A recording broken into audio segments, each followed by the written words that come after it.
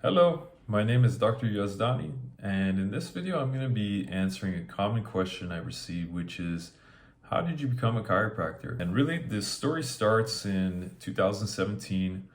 I was entering my fourth year of college at Cal State Fullerton. I was a biology major, and I was wondering, what is life going to look for me after college? What is my career going to be? I really didn't have an answer to this question, and I was lost and I was desperate for direction, and the only advice that I'd ever hear was find your passion. I was really frustrated hearing this over and over because it didn't give me immediate specific actions that I needed to take to figure out what I wanted to do. As far as I know, as a biology major, you either work in a lab or you become a doctor. I sure as hell wasn't excited about working in a lab. And I come from a family of doctors.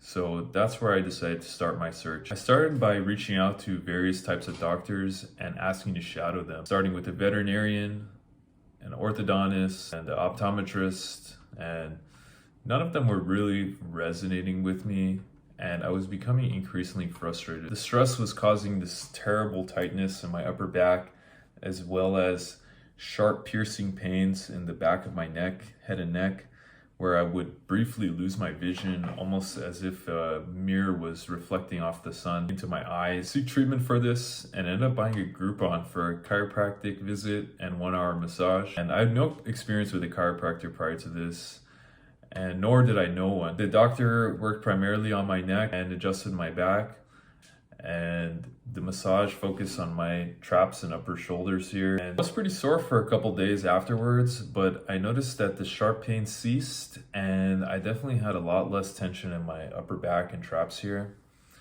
The experience sparked an interest in a field that I had never considered before, and it led me down a YouTube rabbit hole of chiropractic videos such as Dr. Jason, Dr. Rahim, and Dr. Ian making a big impact on me. Also learned that I had 2 family friends that were chiropractors, and after talking to them, they both recommended me the profession. They said that you're perfectly built for it. You're athletic, tall, approachable, decent looking. So this led me to looking at chiropractic schools, and I found that there was only one in Southern California, and lo and behold, it was 20 minutes away from where I live. I already had most of their prerequisites complete and scheduled a tour a few weeks later, followed by an application, an interview, and letter of acceptance. It was a $250 deposit to secure my seat in my cohort, and I remember the night before the deadline to accept, I was so scared and hesitant because this was a life-changing decision, and it would involve committing to 4 years of chiropractic school and undertaking thousands of dollars in student loans. I began doing more research and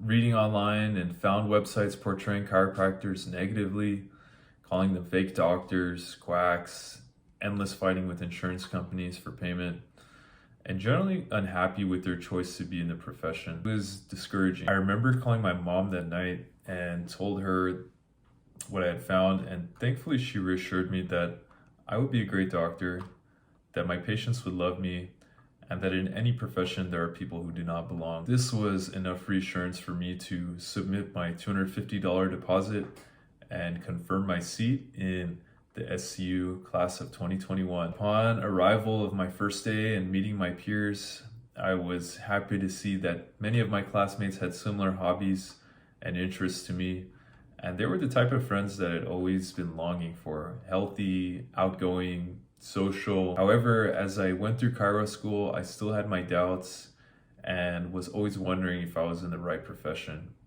I still wasn't sure if I believed in chiropractic, but there were 2 significant moments that really sealed the deal for me. The first occurred in my 3rd year when I tweaked my back one night out throwing darts at a classmate's birthday. We had some drinks that night, and my form wasn't the best, and I also slept that night on the couch at our chiro house. The next morning when I got up, I could barely move and had a whole day of classes ahead of me.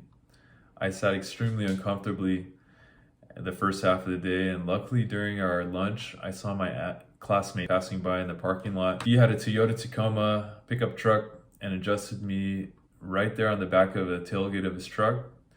Immediately, 50% of my pain vanished, and the rest dissipated through the rest of the day. it was like magic. The second moment was as I was applying for clinical internships. I was forced to go out and secure a private practice internship. In the process, I started to notice a trend. A lot of these doctors were just like me. They were similar in personality, build, hobbies, interests. They were just older versions of me. And this was really my aha moment. At that moment, I knew that I was in the right career, and the many signs that followed only solidified it even more. Here I am a few years into practice, and I don't think I could have found a better fit. I have a job that is fun, fulfilling, social. It gives me a sense of purpose. I'm on my feet and moving around throughout the day, helping people. I see patients virtually crawl in and 30 minutes later walk out. I always say that I have the best job in the world. As a kid growing up, I was always cracking around the parts of my body, but I didn't know you could get paid for it. So that wraps up the story of how I became a chiropractor. Hopefully this video helps those of you out there who are in a similar position that I was. If you're waiting for your passion to come find you sitting at home, chances are it won't. And you're gonna have to go out and get exposure to find it. You're gonna find out what you like, and more importantly, what you don't like. So until next time, Dr. Yazdani out.